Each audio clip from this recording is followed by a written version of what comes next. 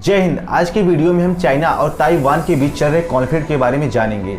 China और Taiwan के बीच चल रहे कॉन्फ्लिक्ट में अमेरिका का रोल क्या है और ये जानने की कोशिश करेंगे अगर चाइना और ताइवान का वार होगा तो इससे पूरी दुनिया में क्या इम्पैक्ट पड़ने वाला है।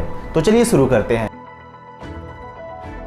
सबसे पहले हम ताइवान के जियोग्राफिकली लोकेशन के बारे में बात करते हैं। ताइवान का लोकेशन एशिया कॉन्टिनेंट के साउथ ईस्ट, चाइना के साउथ में, फिलीपींस के नॉर्थ में, हांगकांग के ईस्ट में और जापान के साउथ वेस्ट में पड़ता है, जिसकी कैपिटल ताइपे है।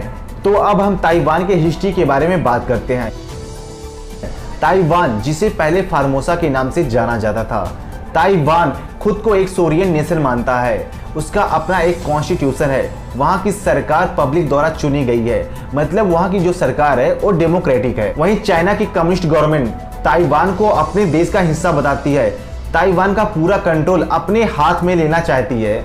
अगर एक वर्ड में कहा जाए तो चाइना के पप्पा शी जिनपिंग ताइवान को चाइना में मिलाना चाहते हैं। वर्ल्ड वार सेकेंड के समय में चाइना में चाइनीज कम्युनिस्ट पार्टी और रूलिंग नेशनलिस्ट पार्टी के बीच में एक लड़ाई चल रही थी। 1949 में चाइनीज कम्युनिस्ट पार्टी ये लड़ाई जीत जाती है, जिसके बाद नेशनलिस्ट पार्टी चाइना से भागकर ताइवान चले जाते हैं। और जब से चाइनीज कम्युनिस्ट पार्टी चाइना से नेशनलिस्ट पार्टी को हराकर ताइवान भगा दिया, तब से ही चाइनीज कम्युनिस्ट पार्टी ताइवान को चाइना का हिस्सा बताता रहा है। दुनिया में केवल 15 ऐसे देश हैं जो ताइवान को एक इंडिपेंडेंस देश का मान्यता देते हैं।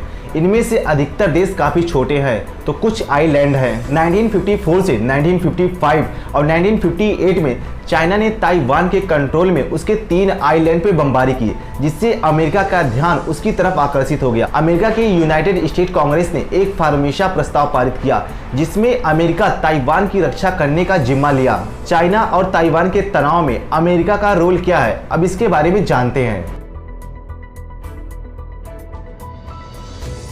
ईयर 2020 में कोविड और ट्रेड वार के चलते अमेरिका और चाइना के रिश्ते काफी बिगड़े। अमेरिका के फॉरेन डिपार्टमेंट ने अपने एक हाईएस्ट रैंकिंग ऑफिसर को ताइवान के कैपिटल ताइपे भेजा, जिससे चाइना नाराज हो गया और उनके यात्रा के दौरान ताइवान और चाइना के बीच में जो समुद्र है वहां पर अपना मिलिट्री एक्सरसाइज शुरू कर दिया। और उस साल अक्टूबर में चाइना के राष्ट्रपति अपनी सेना से युद्ध के लिए तैयार होने के लिए भी कहा था, जिससे ताइवान में अलर्ट का एक सिग्नल गया।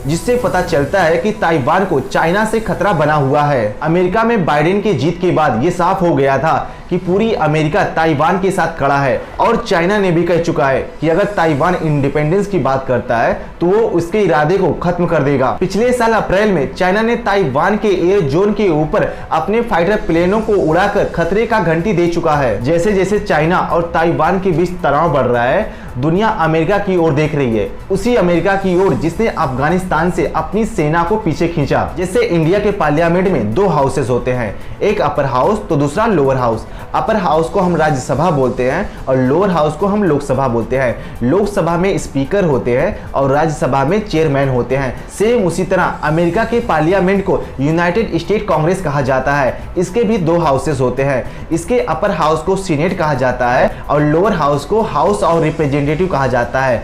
तो जो हाउस ऑफ रिप्रेजेंटेटिव की स्पीकर थी नैन्सी पेलोसी, ताइवान की एक यात्रा की। चाइना नैन्सी पेलोसी की इस यात्रा से आग बबूला हो गया और उसने ताइवान का गला दबाने के लिए उसको 6 साइड से घेर चुका है। और चाइना ऐसी जगहों से मिलिट्री एक्सरसाइज कर रहा है जो जापान के अंडर में आता है, जिसका जापान ने विरोध किया है। उधर अमेरिका ने भी चाइना से निपटने के लिए अपने परमाणु एयरक्राफ्ट और किलर पनडुब्बी को इस एरिया में तैनात कर दिया है। अगर चाइना और ताइवान के बीच ये वार हुआ तो भारत के साथ पूरी दुनिया पर क्या इफेक्ट पड़ने वाला है, तो चलिए जानते हैं। इंडिया में 100 करोड़ से भी ज्यादा लोग मोबाइल का इस्तेमाल करते हैं, वहीं 20 करोड़ से भी ज्यादा लोग लैपटॉप और कार का इस्तेमाल करते हैं। लेकिन क्या आपको पता है कि अगर ये वार हुआ तो मोबाइल और इलेक्ट्रॉनिक सामानें बहुत महंगी हो जाएंगी। हजारों कंपनियां बंद होने के कगार पर पहुंच जाएंगी। सैकड़ों कंपनियों को अरबों का नुकसान होगा। दरअसल इलेक्ट्रॉनिक डिवाइस में जो सेमीकंडक्टर और चिप का इस्तेमाल किया जाता है वो ताइवान में बनकर तैयार होता है। पूरी दुनिया को ताइवान 60% सेमीकंडक्टर और चिप को प्रोवाइड कराता है। अगर इसका प्रोडक्शन बंद हो गया तो पूरी दुनिया को झटका जैसा लगेगा। तो आई होप ये सब चीजें आपको समझ में आई होंगी। तो इस वीडियो में बस इतना ही। जय हिंद।